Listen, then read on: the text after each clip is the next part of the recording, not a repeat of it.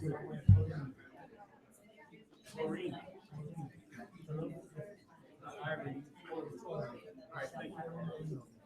thank you.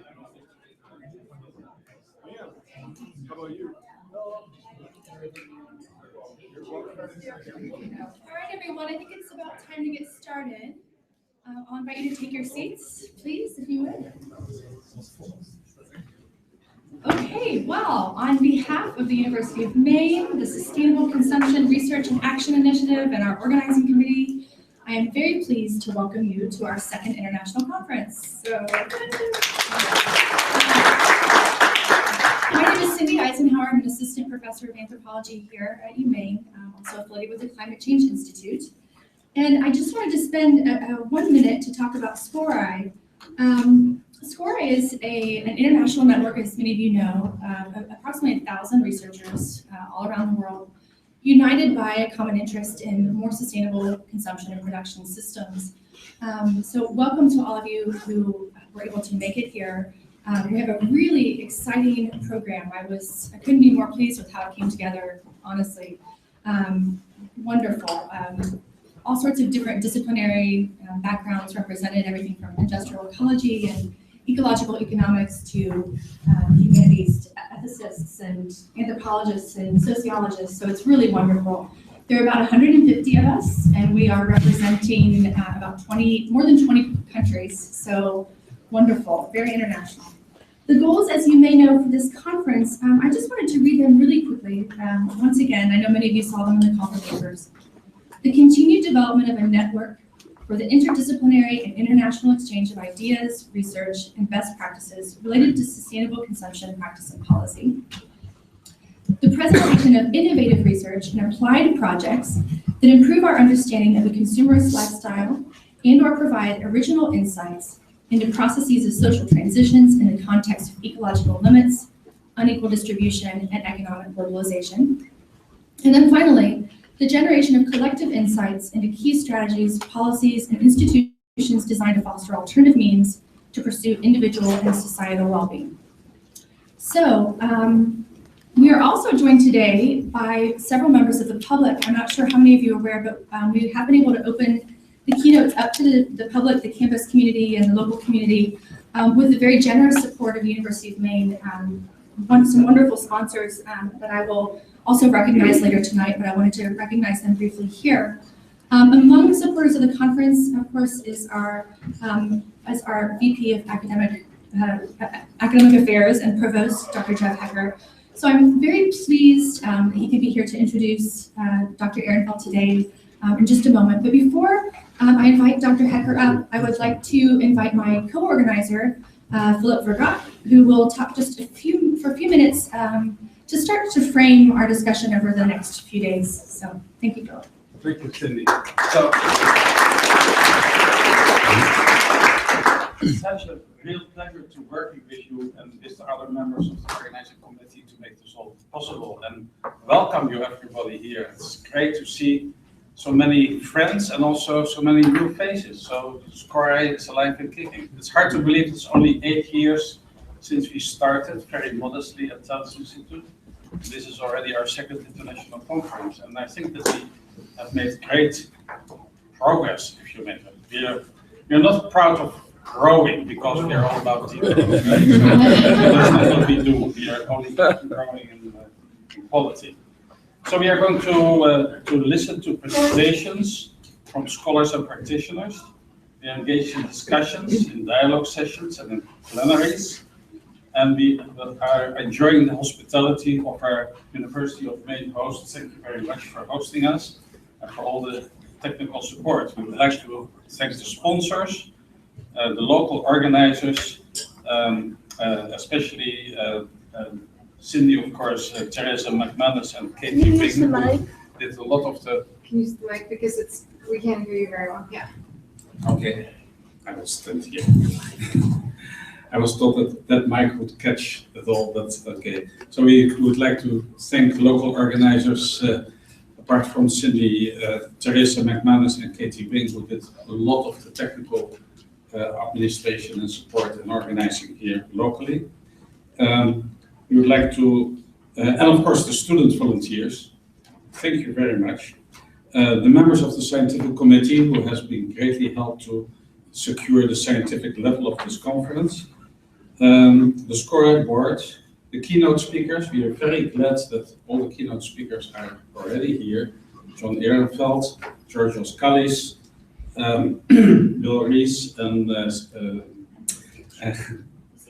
Lucia Reis. And all of you who are presenting papers and all of you who are participating in the discussion.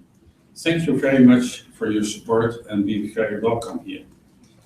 So, as I said, the last year's research in sustainable consumption has made enormous progress, thanks to not only SCORAI researchers, but many researchers around the world. We now understand that global and local ecological problems, like, for instance, climate change, but not only, are very closely related to material consumption.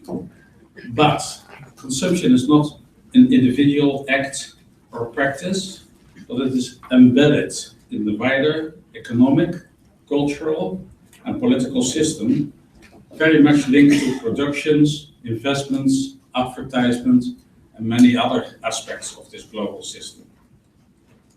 The economic system that is part of this system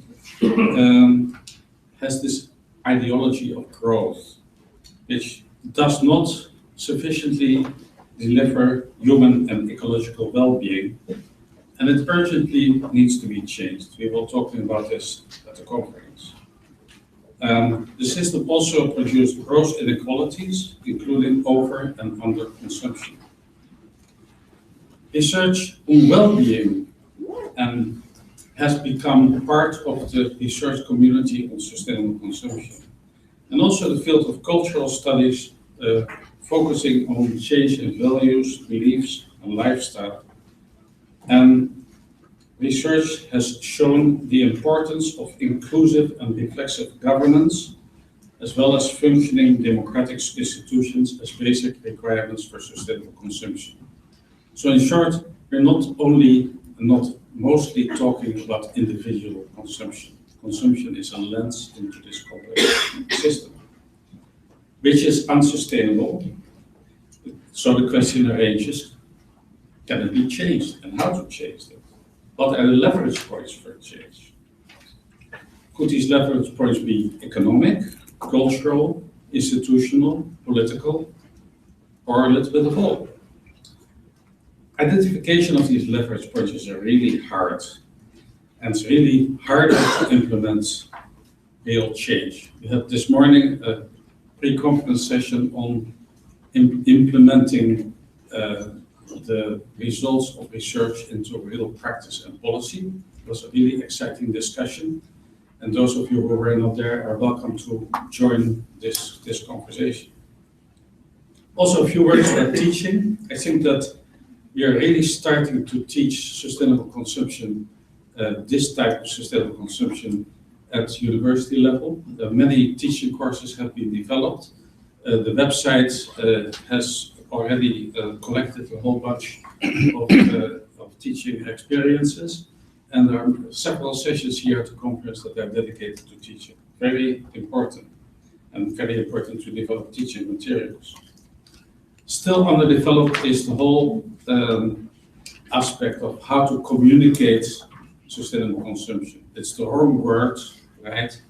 And we have to find a framing and a language that is understandable and that is appealing. So here you go, your first challenge at the conference. I want to leave you with 3 more major questions that I think should be guiding many of the discussions that we have. One is that research shows that increasing households' income is strongly correlated with life satisfaction, but it is also a strong predictor of the size of the ecological footprint. So if you're richer, you consume more and your footprint is bigger. So what to do about it? How to decouple the relationship between income, life satisfaction, and footprint? Can more well-being be achieved at lower income and smaller footprint? We're not going to talk about decreasing consumption. We are going to talk about more well-being, right? And footprint is only an indicator of it. So that was one. The second is that there are many poor people, even in the US and of course all around the world, who aspire to become consumers like us. They want to become part of the middle class. If they do it like us, it will be an ecological disaster even bigger than we have known up till now. We cannot deny them a good life. So the second question would be to think about leapfrogging towards a better life without this cul-de-sac of unsustainable consumption practices. So that's the second question about poor and coming up. The third is how to develop a functioning research policy interface. And as I said, we had an interesting discussion about that this morning. I would also like to flag the workshop that we had yesterday. SCORAI researchers together with an organization called Urban Sustainability Directors Network, which are basically city managers and city policymakers working on the urban level to implement sustainable consumption and sustainable lifestyles. These people actually do exist, and many of them are here in the room. And of course, there is a big gap between the language of researchers and the way city managers talk about getting things done. So in 1.5 years since our first collective workshop in Eugene, Oregon, which resulted in the Eugene Memorandum that you all should read, this was basically an exercise in developing common language, common narrative, a common understanding. And it was enriching for both ends of the spectrum. There are also, of course, people in between. So this is an interesting example of how research and policy can actually interface and become more productive by co-producing new ideas, knowledge, and implementation practices. So with these three questions about the increase in household and increase in consumption, the poor people aspiring to live a good life, and the research policy interface, I would declare this conference for opened, and I wish you all a lot of fun. Thank you very much.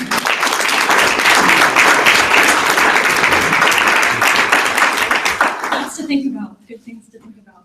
Well, ladies and gentlemen, I am especially pleased that we have here with us a very strong advocate at the University of Maine for sustainability initiatives in our community, research, and instruction here on campus. Dr. Jeff Hecker who will introduce our first keynote. Jeff, thank you for being here. Well, good afternoon, and it's a pleasure to welcome you here to the University of Maine. We are so pleased to be hosting this conference.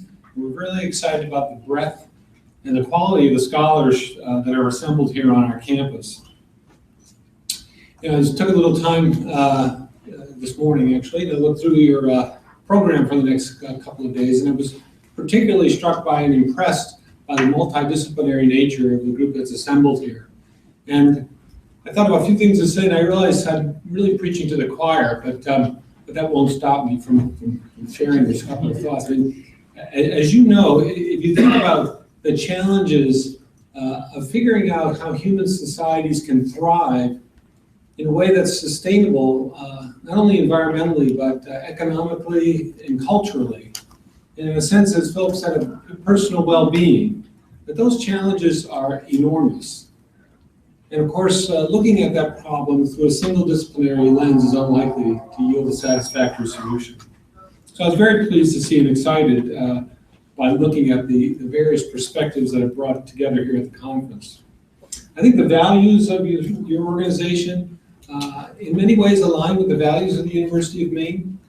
We're a charter signatory on the American Colleges and Universities President's Climate Commitment.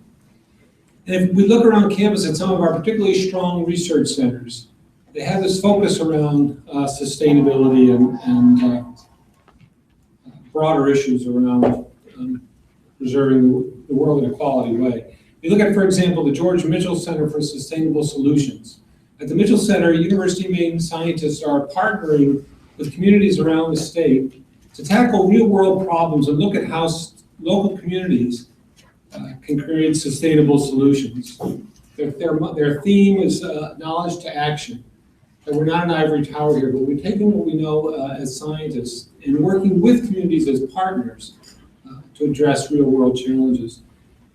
The Climate Change Institute, of course, it's a national leader in helping us to understand how ecosystems have evolved to climate change in the past, to give us some clues about how ecosystems and human societies can evolve now to rapid climate change that we're experiencing.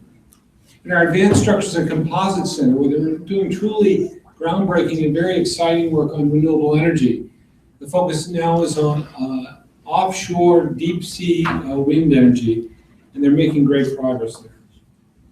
So hosting a conference like this provides wonderful opportunities for our university, for our faculty, many of whom I see out here today, to interact with scholars from around the world. It also provides great opportunities for many of our students. As you've heard, many of our graduate students are helping out by volunteering, but of course they're benefiting from the experience of participating in the conference. And they're drawn also from a variety of disciplines, including anthropology, the Climate Change Institute, Earth and Climate Science, Marine Sciences, and Forestry, that I'm aware of.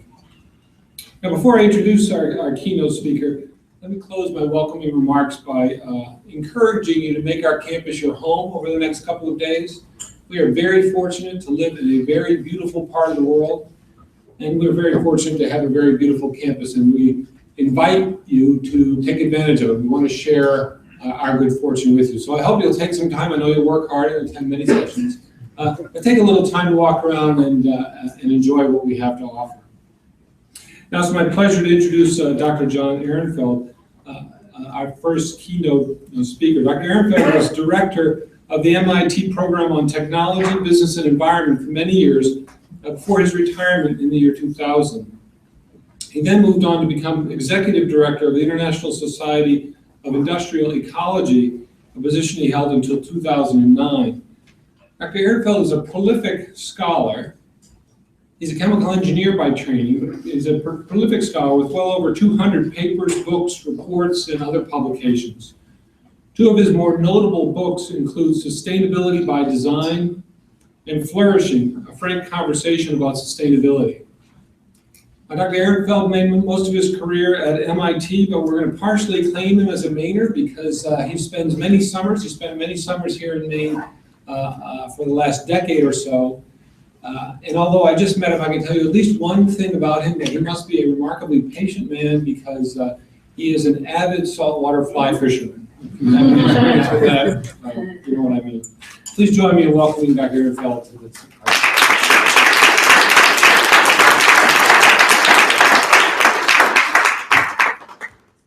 Thank you very much. Thank you.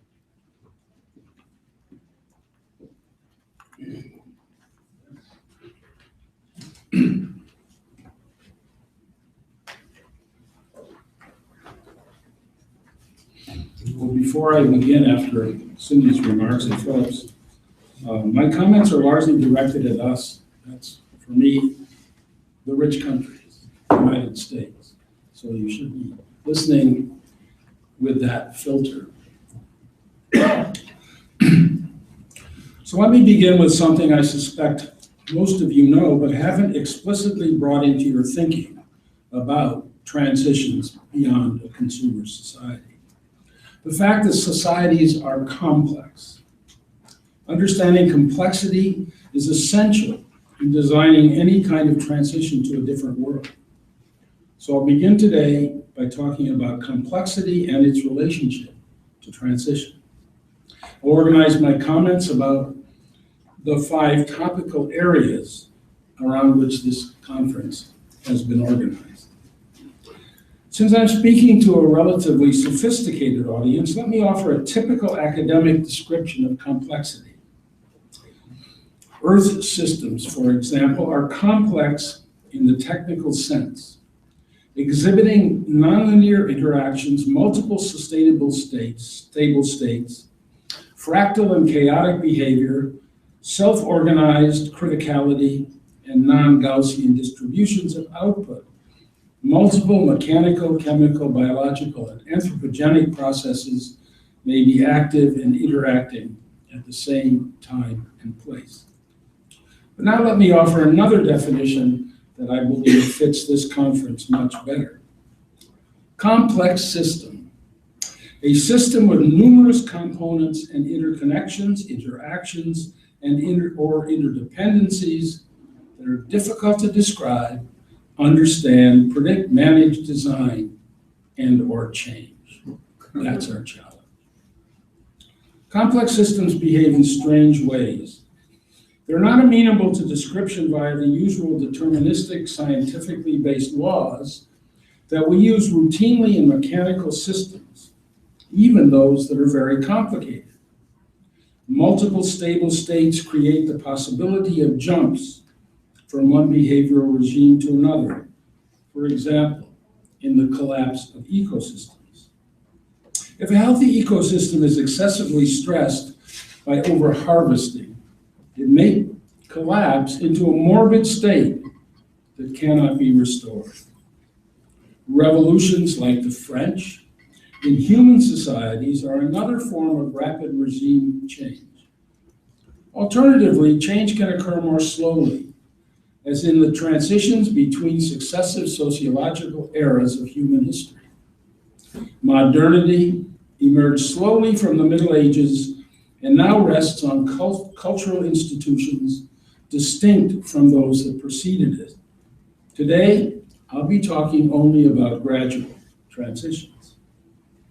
Another feature of complexity is the possibility of emergence, the sudden appearance of order or some distinctive quality coming from a chaotic or disordered state. Flocking of birds is one example. Liquidity or solidity is another. Beauty emerges from the complexity of an old master's painting. Individualism from a narcissistic society like ours. And as I will elaborate shortly, the important quality of flourishing can emerge from the complexity of individual human bodies and collective societies. The collapse of the US financial system is a recent example of large-scale complex system behavior. That system has a mechanistic set of functions related to capital markets, but also produces several important emergent properties, namely monetary liquidity, security, trust, confidence, and so on. When the machine broke down in 2007, money stopped flowing, but more critically, these emergent properties went away. The solution chosen was a series of technical fixes, first bailouts, and then incremental regulatory changes. Few, if any, understood the complex systemic nature of the situation. As a result, the same systemic roots may, and I think probably do, remain in place, waiting to cause another breakdown. Now, how does this story relate to our concerns? I think it's highly relevant. We are brought together by an underlying concern that global natural and social systems are both moving toward a state in which collapse seems more and more possible. I can only talk about possibilities because no one can predict complex system behavior with certainty, except perhaps for short time periods. Growing evidence about the unsustainability of the Earth's systems and the possibility of unknown regime changes have created growing concerns about sustainability. At this conference, we focus on one of the most destabilizing emergent properties of modern capitalistic political economies, that of consumerism. Others are equally important. Positivism, the ubiquitous use of knowledge produced by the application of scientific methodologies, is another. Flourishing, a very important emergent quality, is largely absent in the world today. I believe that this quality, flourishing, should be the primary normative target of all human societies. Our modern systems fail to do this because they are constructed on a foundation of two faulty beliefs. The first is that the world is merely a complicated machine producing material outputs. The second is a derivative of the first, the choice of a machine-like economistic model of human behavior, which I will also expand upon in a moment. Now, I'll stop my critique of modernity at this point, because while other factors are also important, I believe that these two beliefs are the primary cause of all the ills we will be discussing here. The rest of my talk is structured around the 5 organizing topics that address the conference's main theme. That is the need to move beyond modernity, that particular socio-economic, technological, complex system that fosters hyper-consumption. Trying to fix the system by applying Band-Aids won't work. Consumption will never go away. All life depends on it. We can, however, replace its pathological domination, but only by changing the modern cultural system at its root. This is my key message. If it slipped by you, let me repeat it. We can overcome the domination of consumption, but only by changing the modern cultural system at its root. The remainder of my talk addresses how to go about this immensely challenging task. But before turning to the task, it's critical to replace the central normative vision of modern society. This is the first of the conference themes I'll address. That current vision is all about human progress, continually driven by ever more knowledge and technology. This was the vision of Enlightenment thinkers, but has changed to an economistic version that drives today's societies. That change rests on the simplistic view of the complex human body and brain as a machine, powered by utilitarian calculus to maximize pleasure and minimize pain, which has now been converted to the even more simplistic proxy of wealth as the criterion to be maximized. Now, I have been promoting flourishing as an alternate normative vision for some time. Flourishing is an emergent quality that may become present when humans and their surrounding systems are both functioning in such a way that its possibility becomes manifestly real. Flourishing can be interpreted as a sign of attaining one's potential. For all living beings, biological potential is expressed in their genes. A flower flourishes when it blooms and seeds the next generation. An animal flourishes when it adapts to its habitat and produces progeny to maintain the species. Social species added an additional feature. They flourish culturally when they have become part of a community and exist organically therein. Social and cultural flourishing for humans is related to their capacity to create meaning through language. Flourishing for humans requires an assessment that life is satisfactory in terms of some meaningful criterion of social or cultural wholeness or integrity. In my early work, my use of flourishing was relatively ungrounded. I first stumbled upon it during an exercise in a personal training program. I saw it then as a more meaningful normative indicator than either progress or wealth, but based largely on its metaphorical power. The Greek equivalent, eudaimonia, was coined by Aristotle to mean living well. Its etymology comes from the presence of good demons, signaling the grace of the gods. Now, I believe that flourishing is objectively tied and inherent to human existence. All life, not just human, possesses viability as the main driving force that continually reproduces individual and species life. All life has an inherently objective purpose to maintain its existential structure. Research in cognitive science supports this argument. The neuroscientist Antonio Damasio writes this about the consequences of consciousness in his book, The Feeling of What Happens. And I quote, "Consciousness is in effect the key to a life examined for to knowing about the hunger, the thirst, the sex, the tears, the laughter, the kicks, the punches, the flow of images we call thought, the feelings, the words, the stories, the beliefs, the music, and the poetry, the happiness, and the ecstasy. At its simple and most basic level, consciousness lets us recognize an irresistible urge to stay alive and develop a concern for the self. At its most complex and elaborate level, consciousness helps us develop a concern for other selves and improve the art of life." That's the end of the quote. Damasio's model can be expressed by the term intentional to describe human behavior. This fundamental description of human action comes from the conflation of consciousness and viability.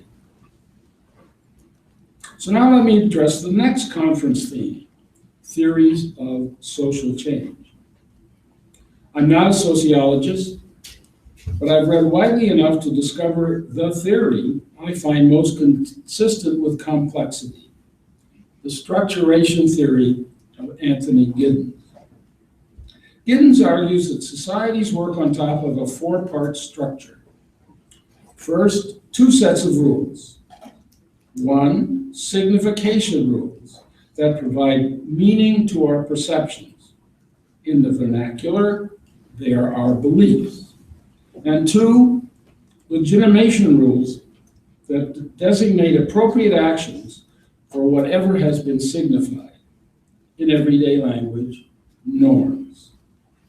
Next come two sets of resources. The first, allocative resources, comprising the tools used in enacting the norms. And two, authoritative resources, constituting the ordering of authority of those who control the choice of tasks to enact and the associated tools to use. In common parlance, the power structure. Signification rules provide meaning to worldly phenomena, that is, the situations people find themselves embedded within. Legitimation rules provide collective and personal norms, that is, the intentional actions that ought to be taken in any given previously encountered situation.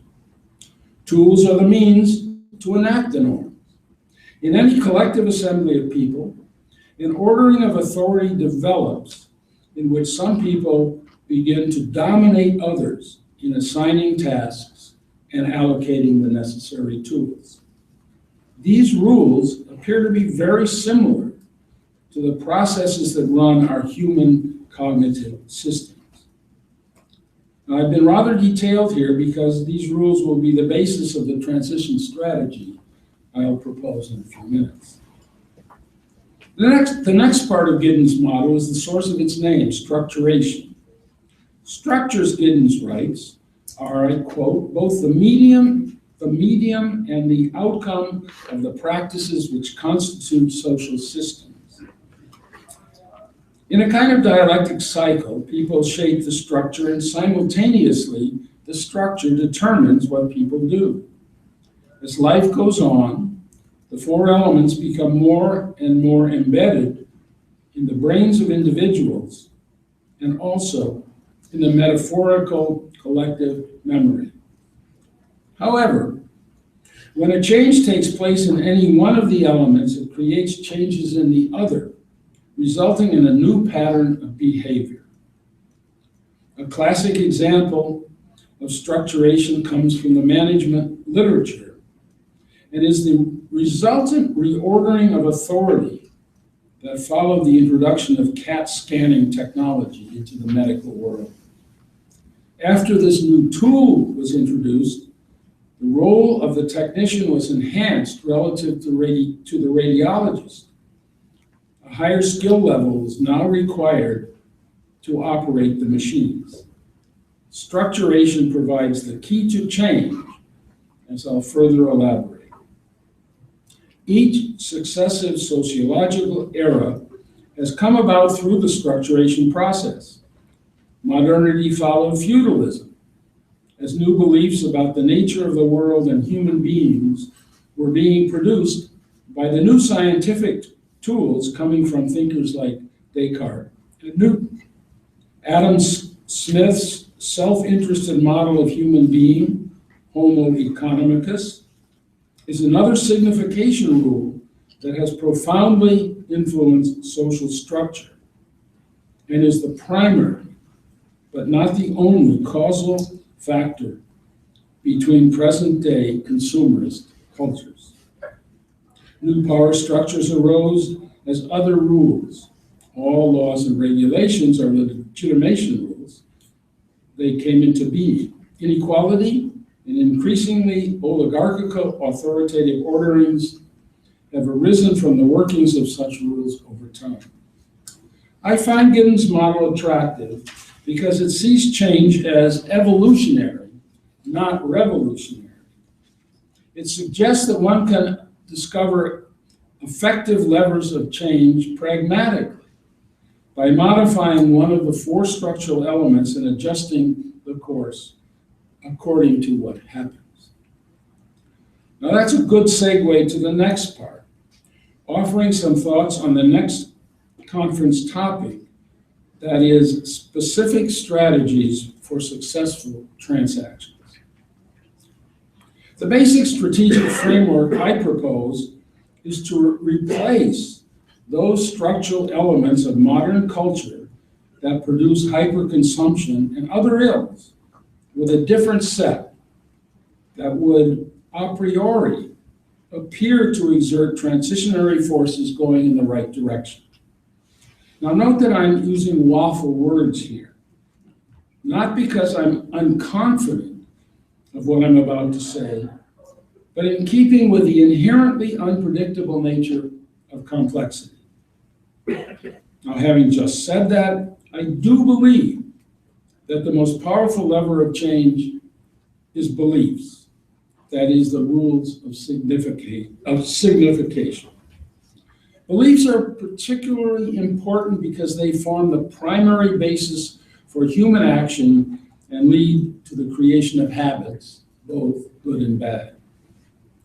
The connection between beliefs and habits was noted by one of the founders of pragmatism, Charles Sanders Peirce, who in 1896 wrote, and I quote, "And what then is belief? First, it is something that we are aware of. Second, it appeases the irritation of doubt. And in my view, most importantly, third, it involves the establishment in our nature of a rule of action, or say for short, a habit." So then it seems to make most sense to replace these most basic beliefs, the ones that constitute modernity, that as I said are, one, how the world works, and two, how human beings work. The present beliefs are the world is a complicated machine. Its secrets can be revealed by isolating little pieces and then applying powerful scientific methodologies to each separate part, a process we call reductionism. We owe this worldview to Descartes, who also claimed that we acquire a precise image of the world in our minds. Together, these two ideas, produce today's dominant view of a separate objective reality out there. With just a little thought, This belief ultimately leads to the existence of singular truths about the world, and hence to domination. The Chilean biologist Humberto Maturana says that in the regime of objective reality, a claim of truth is tantamount to a demand for obedience. The fate of infidels in history attests to the validity of this statement. The Enlightenment thinkers who followed Descartes and others were strongly influenced by him. They saw scientific knowledge and its fruits in the form of technology as the means of perpetual progress toward the perfection of human beings, and also of liberation from the shackles of dogma that kept humanity in the dark for centuries. Francis Bacon, touting the wonders of the new science, is said to have written, and I quote, "I am come in very truth, leading to you nature with all her children, to bid her to your service and make her your slave." Following Bacon's view, we have spent the last 400 years or so enslaving nature. But I know she will always have the last word. This Baconian optimism lives today in an almost addictive belief that we can solve any problem, large or small, with technology and with technocratic, rational thinking. The world, however, is not the complicated machine of Descartes, or as conventional reductionist science produces it to be. It is, as I claim, a complex system. The whole is truly greater than the sum of its parts, meaning that reductionism is doomed to leave pieces out. This is why so many technological artifacts designed on the basis of incomplete scientific knowledge produce surprising and serious unintended consequences in the real world. The scientific method and its relative positivism cannot escape this problem related to complexity. Conversely, pragmatism, a different path to understanding, fits where science fails.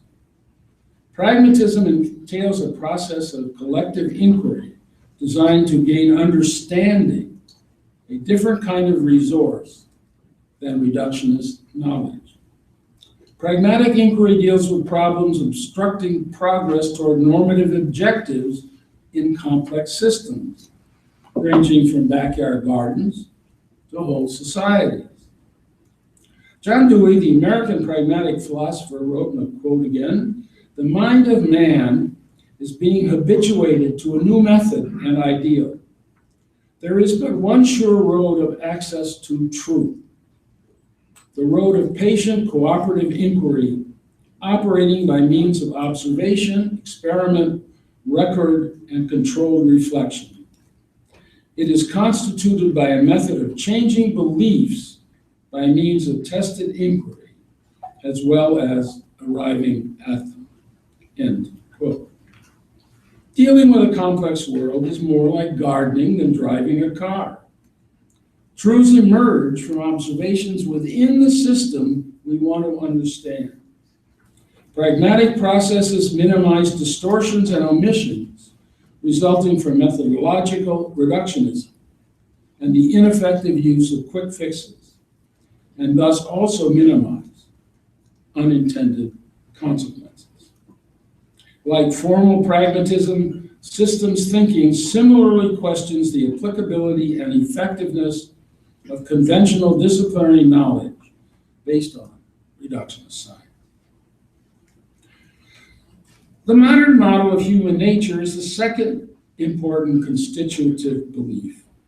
Homo sapiens, as I said, has become Homo economicus, a rational, narrowly self-interested individual who acts insatiably to acquire material goods.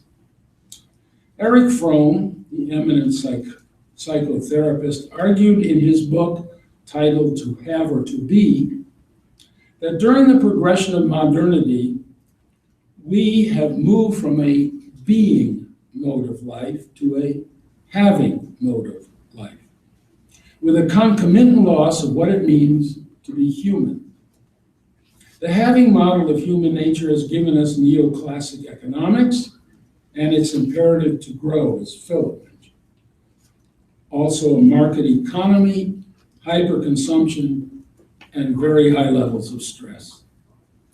None of these is compatible with the realities of the planet, nor with a vision of flourishing.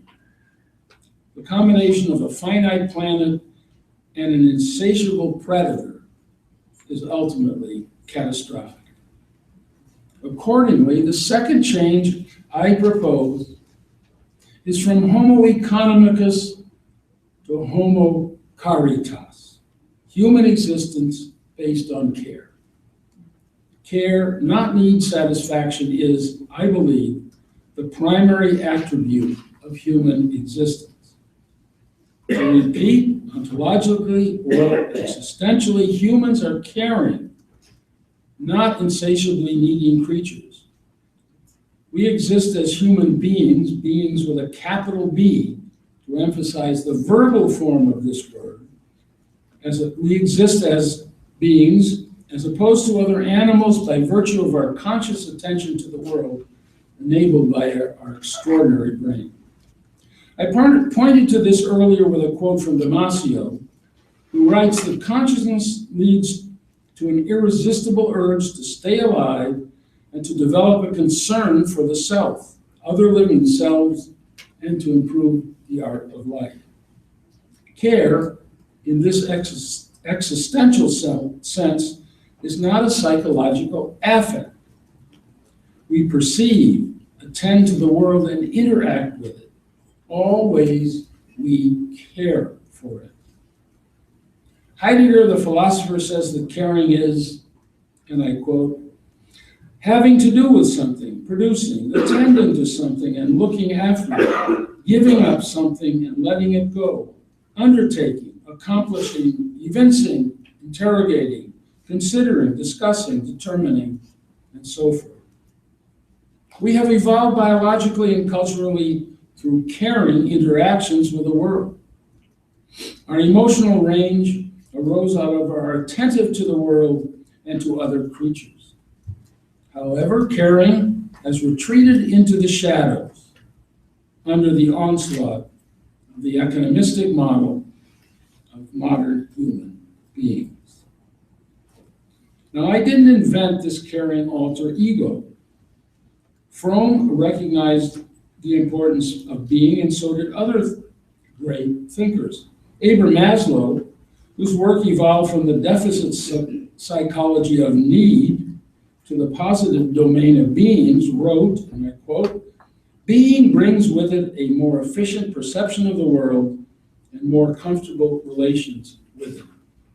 Heidegger wrote, and I quote, "Authentic being takes responsibility for the world, and also modern humans have forgotten being and have become rich in things and poor in soul." Being and flourishing are intimately interwoven. The hegemony of Homo economicus and having have overwhelmed Homo caritas and being. Being is the source of what some call the authentic self, the real me, or the fully individual person of Carl Jung or John Stuart Mill. But market economies are built on transactions. One gets things through exchanges. Being, in its worldly manifestation of care, shows up through relationships, a critical difference. Erich Fromm's provocative book title, which I mentioned, To Have or To Be, captures the primary challenge to flourishing because, at least in the US, we live almost exclusively in the having mode. This challenge gets me to the last theme, insights into obstacles to a transition beyond consumer society. I will continue by returning to Giddens' sociological model, as it offers arguments both for and against change. Structuration is fundamentally a conservative model. Societies tend to reinforce and hold onto the structural elements that have become embedded. Identity and belief become conflict. People are resistant to losing their place in the authoritative order. The purveyors of routinely used resources want to maintain their markets, and so on. Eric Olin Wright, who some in this audience heard speak at a luncheon about a year ago, discussed 4 generic transformational strategies. The first, direct confrontation, he called these ruptural strategies, aims at replacing existing institutions directly, but so far has failed in changing capitalist societies anywhere. Just think, perhaps, of the various Occupy Wall Street and related events. Next, symbiotic strategies modify existing institutions by attaching new forms of social empowerment to propose solutions to other problems being addressed by dominant classes and elites. This approach may provide incremental movement, but perversely may also strengthen the establishment. He included a third, escape from the society. But obviously, this cannot affect a change in the society being abandoned. The fourth path, which he labeled interstitial, seeks changes at society's margins, a sort of stealth strategy.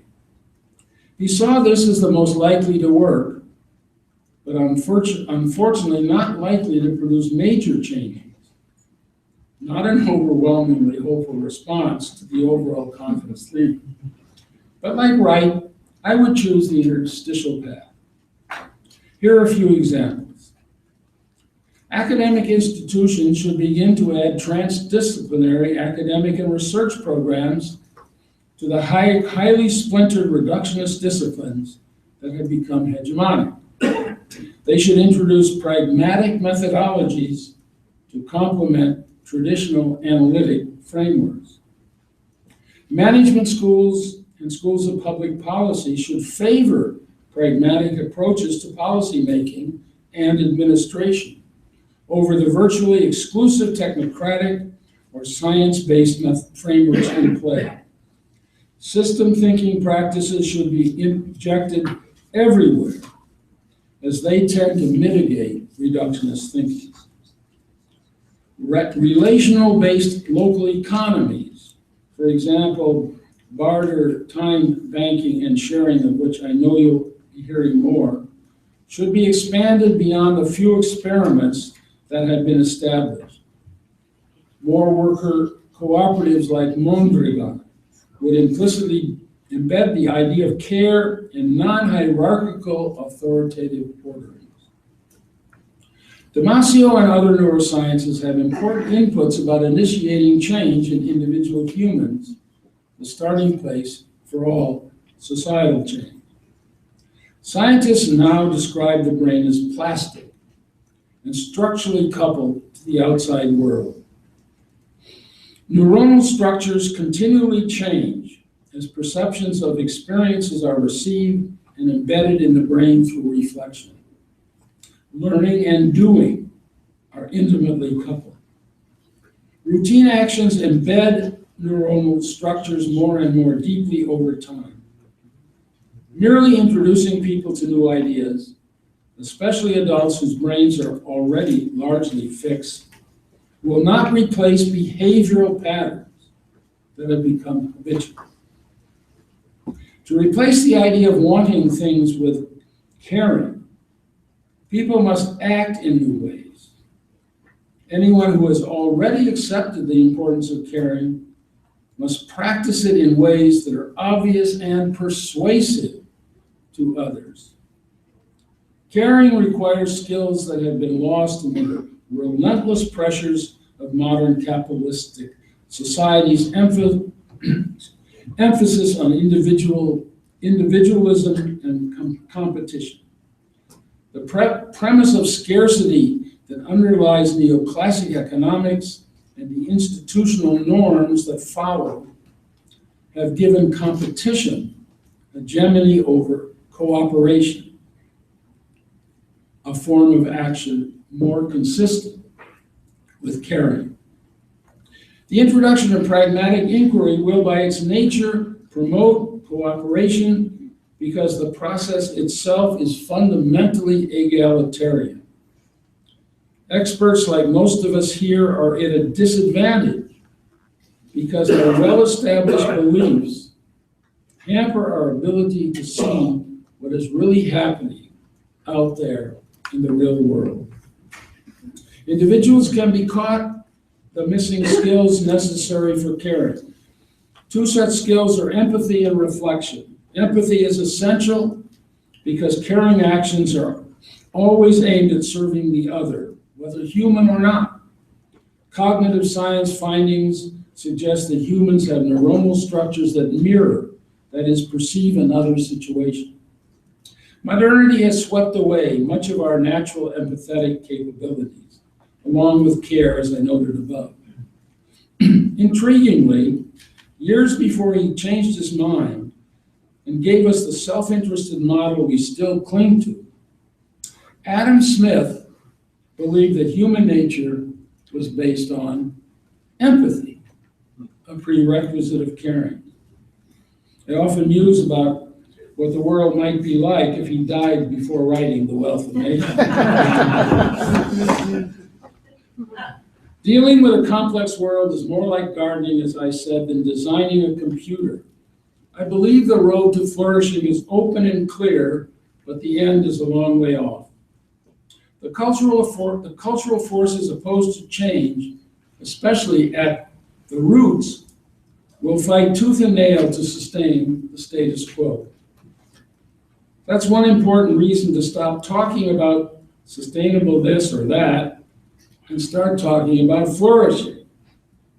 I believe that once we practice caring instead of needing, we will quickly come to appreciate it.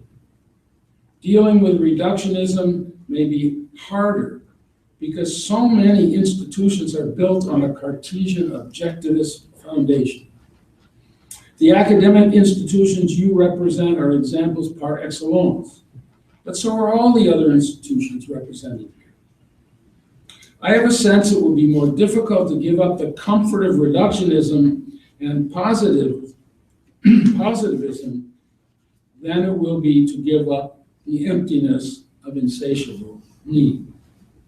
In any case, I leave the specifics of the mechanisms of change up to you, because the nature of complexity and the pragmatism necessary to cope with it require that solutions come only by inquiry rooted in the very problems that must be solved. Less academic froth and more mundane action. Leave here on Friday and leave by doing. Every mind you change is a step in the right direction. Thank you very much.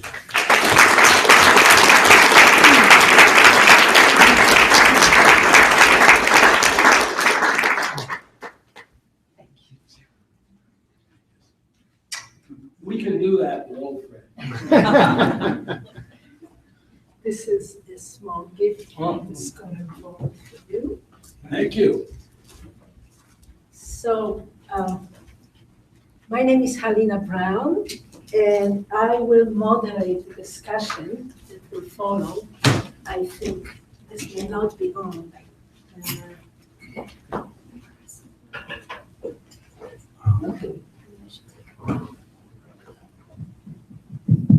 Here it is. It's working. So to start the discussion, I can't tell you how delighted I am to see this room completely full. This is remarkable. So before I open it to the floor, if you will allow me to take really just a couple of minutes to make a couple of observations to John. So among the many sweeping ideas, do you mind if I sit down? Yeah, okay. Among the many sweeping ideas in your talk, John, I'd like to pause for a moment around one of them, and that is the ideas of the Enlightenment. We have to remember, of course, that the Enlightenment brought with its emphasis on reductionist science, reason, and technology, brought enormous progress in human condition since the 18th century when it reigned.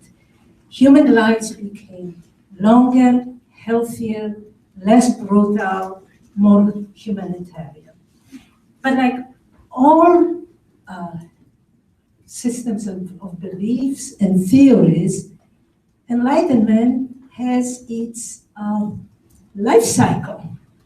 It flourished at some point in history, and over time it reached its peak. It succeeded in challenging the system that preceded it, but at the end, it had in it the seeds of its own future distortion and overreach.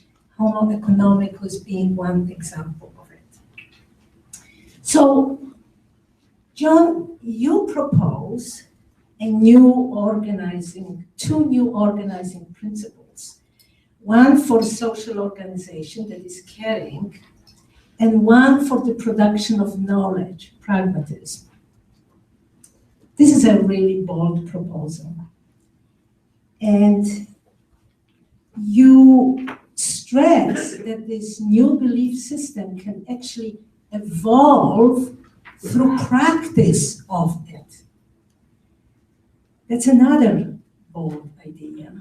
So when I go back to thinking about the Enlightenment, there are two things that come to mind. One is that there were some great minds among its proponents. Descartes, Francis Bacon, and others that you mentioned. It also happened at a particular time in history when the societies began to question tyranny, absolute monarchy, feudalism, the stronghold of Catholic Church on science and culture. So, this is a question to you. Do you see, actually there are two questions here. Do you see such minds emerging that can propose a vision as powerful as the vision of the Enlightenment that was presented at that particular time of history? So that's my one question to you. And the second one is, what would be the role of SCORAI, a loose knowledge network of practitioners and researchers that do agree on the idea that we have to move on to a different organizing principle for societal life and generation of knowledge, but otherwise, I don't think we have a shared understanding of the path or paths. So in that respect. Thanks, Alina. Let me add the first issue about minds. I don't know what the population has grown percentage-wise since, say, 1650 or so, when the Enlightenment might have begun. But I suspect there's many bright minds and powerful minds in the world today, with a lot more people. So I don't see the problem with the existence of thinkers. And we do have them. I mentioned a few that have seen this problem really clearly. Fromm's book, To Have or to Be, is as clear a critique of this issue by going to the hearts of what it is to be human. Critics of consumerism and modern capitalistic political societies are huge.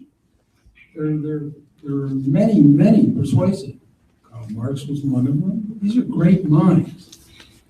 they're there. The ideas I present to you today are not new. They have been around. Pragmatism got it started in about 1898, I think, in Charles Standard Peirce. John Dewey, as I mentioned, tried to introduce this into sort of American culture more broadly. He believed that pragmatism and democracy are intimately woven. But I keep using the word hegemony because it is the power of the establishment and the power of these Enlightenment ideas that have kept these other ones sort of under their thumb. I don't think we need Descartes.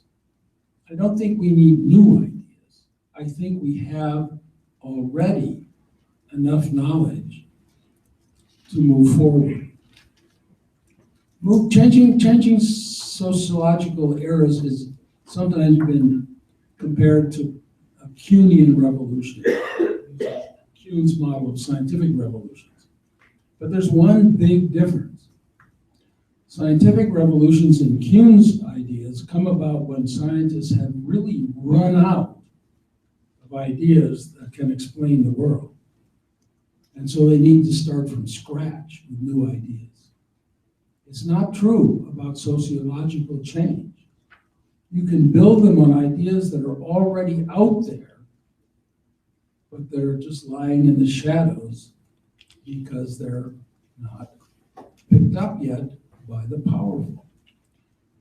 So I don't think it's a matter of minds, the lack of minds. I think it's the general resistance to change.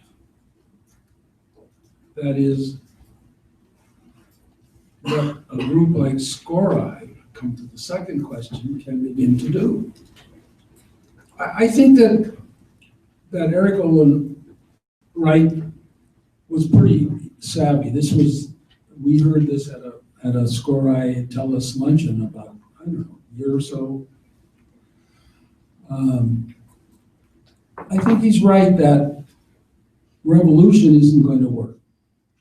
Revolutions today are very, very unlikely in the US or in other developed countries. We're just too much stuck in the institutions. The change is going to come. It's going to come at the margins.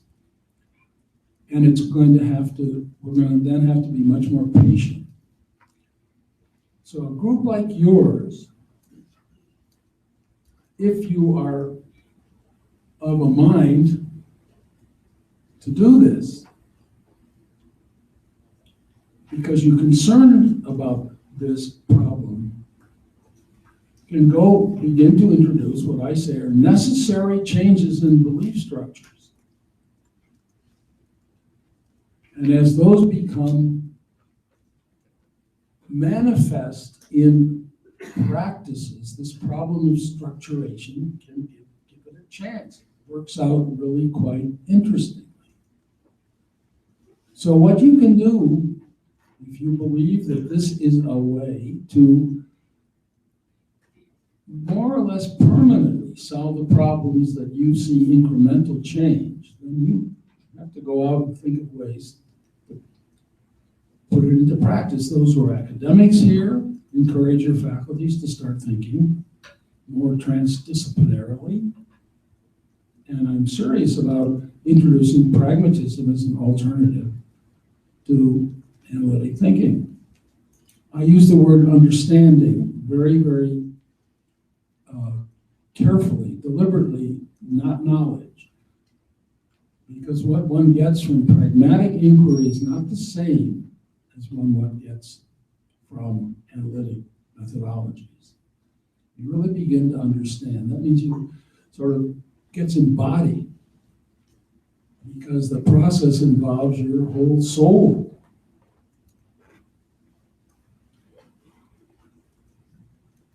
Okay. I see one hand up, another, and another, perhaps and another. Perhaps we will pose two questions, one after another, and then you will try to make sense out of them. And everybody the questioners and the answerers try to be brief to give everybody a chance. So please. Thank you. Very stimulating talk. And wove together a thought from a number of important thinkers. I'd like to add a couple more into the mix. One, directly building on what you said just now about how we don't need new ideas necessarily, the ideas are out there. Stephen Toulmin, philosopher, wrote a book called Cosmopolis, argued very compellingly, I think, that the scientific revolution, the Enlightenment, are in a ways detours from the real reform of the Renaissance. And the Renaissance, of course, was a reform that involves humanism, which is comparable to what you're saying about caring, involved certain ways of knowing built on case logic, reflecting on concrete examples rather than the deductive logic that Descartes stood for, which that's not the pragmatism of Dewey and Peirce, but arguably, perhaps there's some comparability there as well.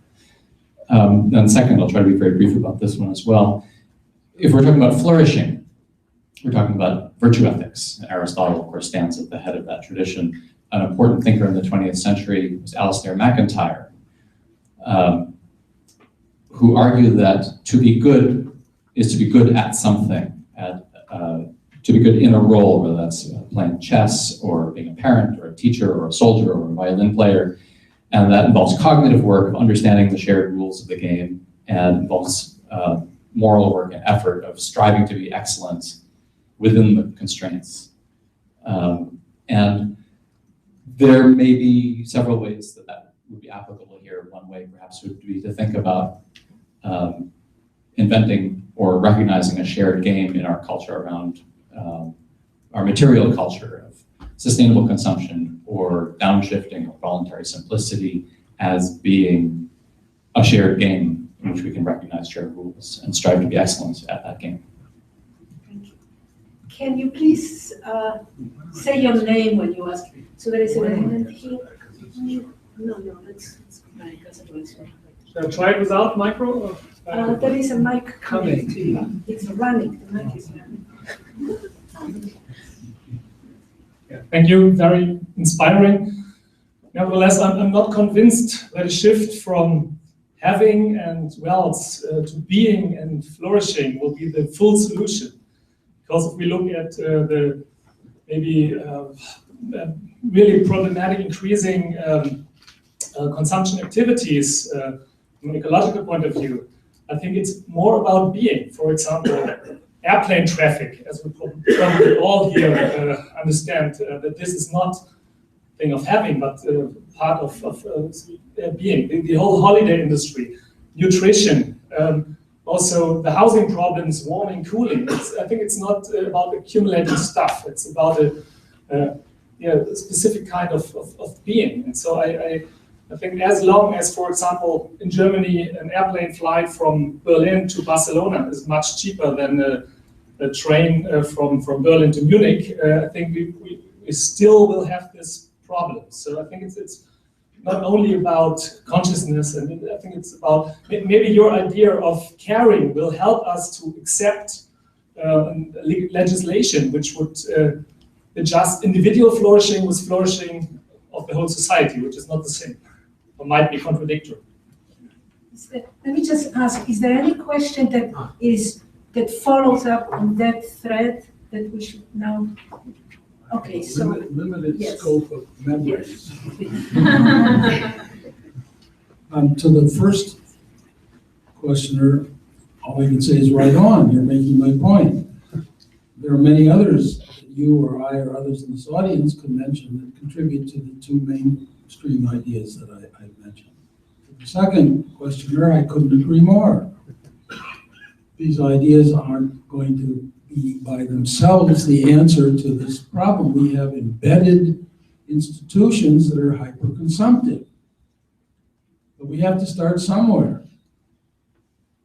I am convinced that if we simply try to deal with issues of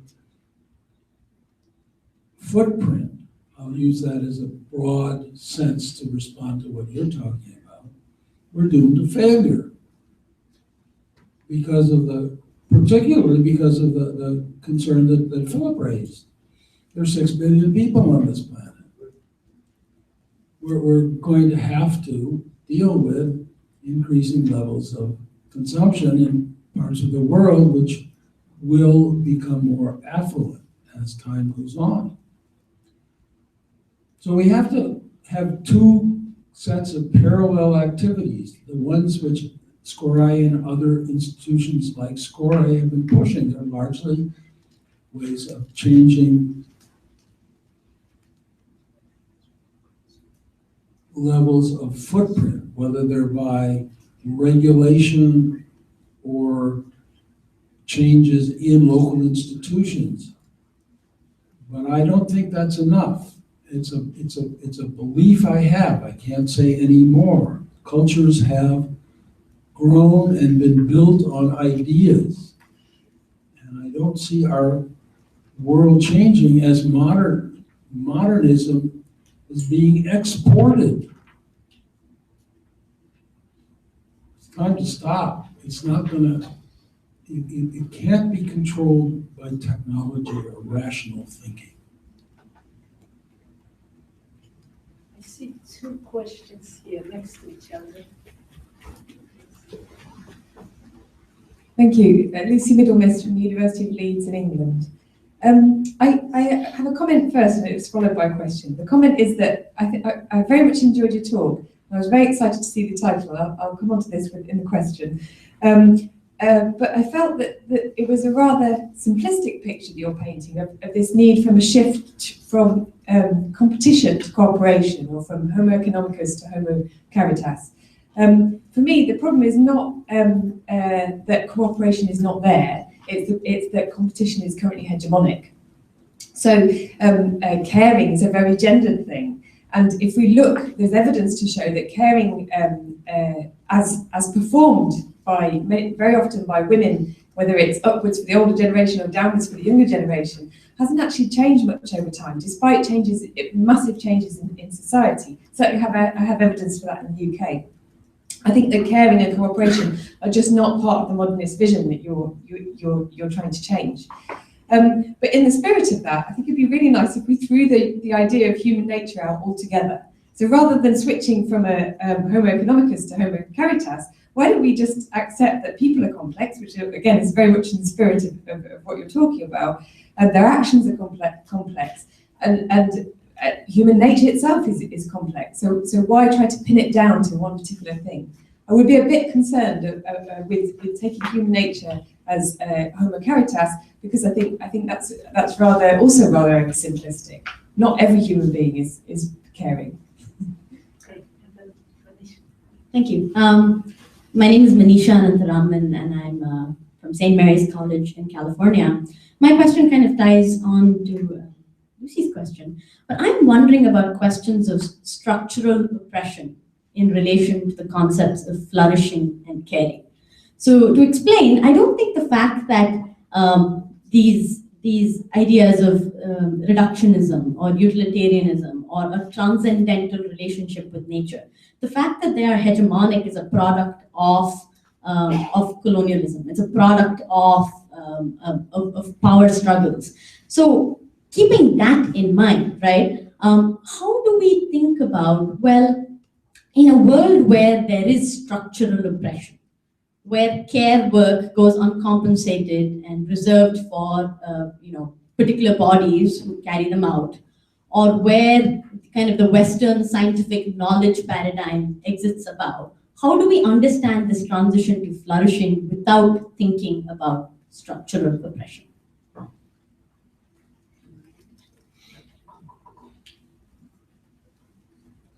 Well, I don't think we can.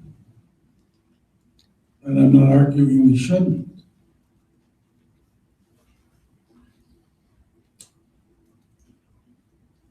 I think we have to begin somewhere. And it's simple. It is simplistic. But it's simplistic because it's simple. It's clear. But these ideas, that these two beliefs have created modernity almost entirely on their back. And if it's modernity as it has become, with all of its colonialism, oppression, whatever you want to attribute to them, we can't reverse what's happened, nor can we remove whatever forces historically have been there as long as we maintain these beliefs.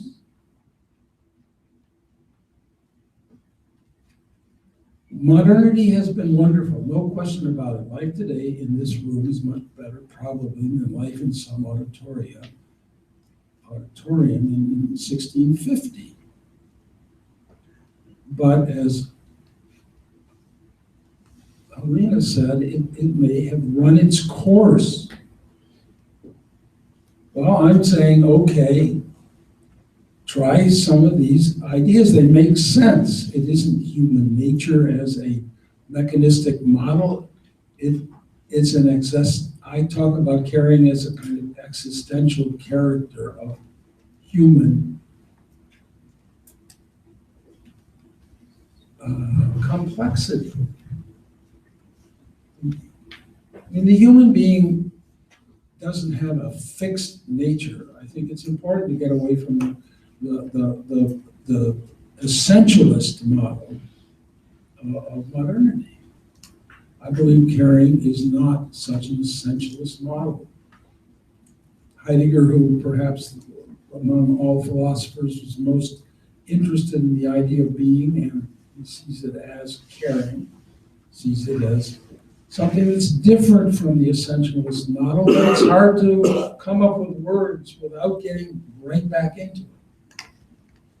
So you're the first one over there who said you're correct. We have to be very careful not to fall back into the same mode of thinking. It has to be open. That's why pragmatism is a nice accompaniment to this. It's an opening way of gaining knowledge, not a closed one. So we had someone waiting there a long time. And yes, two questions. So that question. Yes, start with this one. Michael Howard, I'm in the philosophy department here at the University of Maine. My question has to do with, if you might elaborate a bit on what you said about the market economy. My question is whether the way forward, in your view, is more in the tradition of sort of the classic thinking of Marx, that we need to ultimately replace market economies, which engender competition and inequality, with some kind of system of rational planning, however that might be organized, or whether it's possible, more in the tradition of, say, Karl Polanyi, that we might re-embed market economies in social and political structures that have been eroded since the emergence of capitalism. This question, gentleman.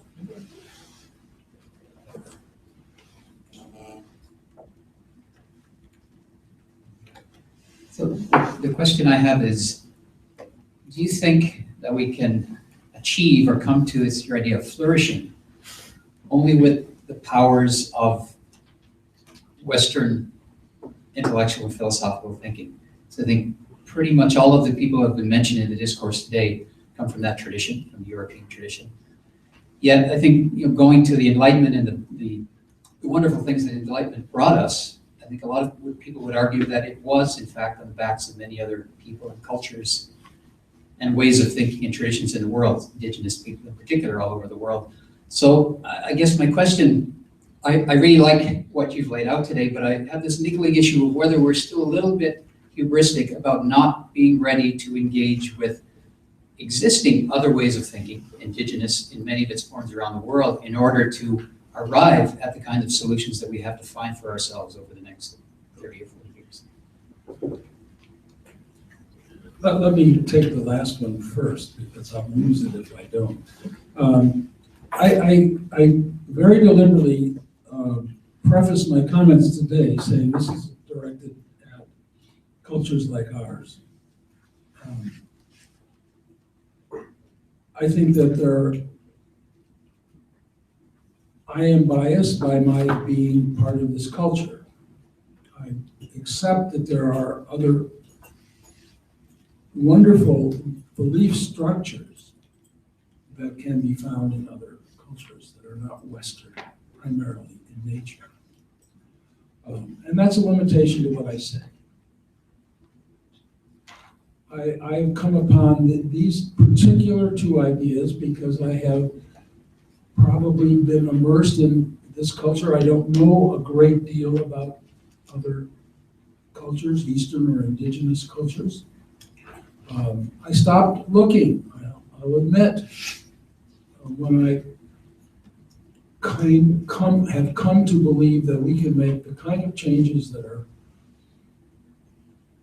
consistent with flourishing, the achieving of potential, one's biological and cultural potential. It will be different in an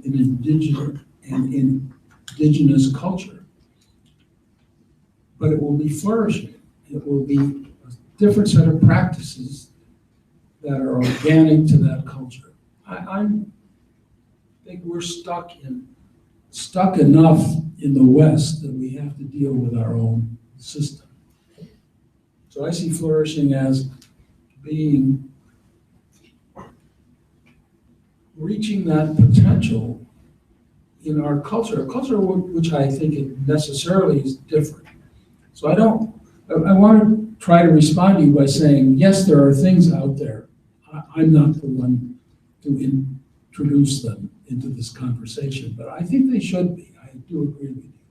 With respect to the first,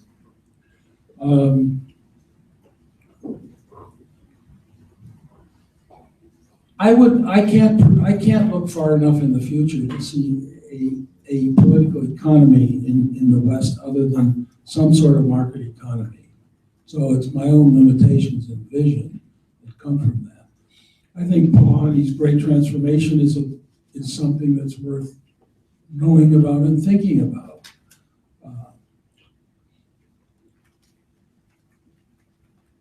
I talk about market economies as consistent with I'm trying to sort of make a connection to the structuration of having in market economies.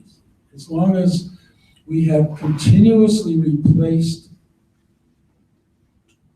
relationships with transactions, and I'll take that market economy beyond the typical economic market economy to something I don't know what to name it, and that is the migration of the idea of transactions from literally market transactions to transactions everywhere. Social media are replacing relationships with transactions. My grandkids see friends through a transaction on one of these. They truly do not know about relationships in the same way I do. That isn't that they don't have some good sense of them, but they also are being taught, as we all are in this sort of device economy, to see our daily life through transactions rather than relationships. So that's where I sort of have looked at the market economy. It's got to change. I think that these ideas would make a change. Care means more relationships. It would, I think, presumably begin to change this tide of losing relationship in place of transactions and turn it around the other way. We're not going to get sustainable consumption in any way or shape, in my view, if we don't. So we have room only for one more question. John will be here to talk more. So Carol, you've been patiently waiting. Carol Holst with postconsumers.com, based in Los Angeles.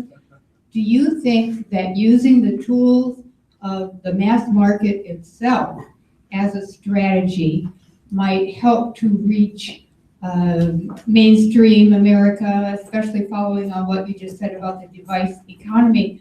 I'm talking about soundbite television ads. I'm talking about national PR campaigns. Ours is called Get Satisfied.